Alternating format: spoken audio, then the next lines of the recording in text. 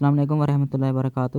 Post number 11 میں آداب تلاوت قسط 2، جس میں سنن ابو داؤد حدیث نمبر 1464۔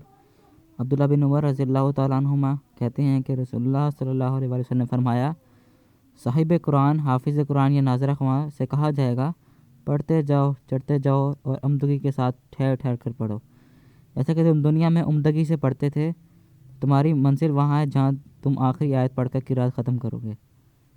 تو یہ جو دنیا میں حافظ قرآن یا ناظر خواں جو قرآن پڑھتا تھا دنیا میں، اس کی فضیلت آئی ہے قیامت کے دن، اس کو کتنی فضیلت ہوگی، اس کو کتنا انعام ملے گا۔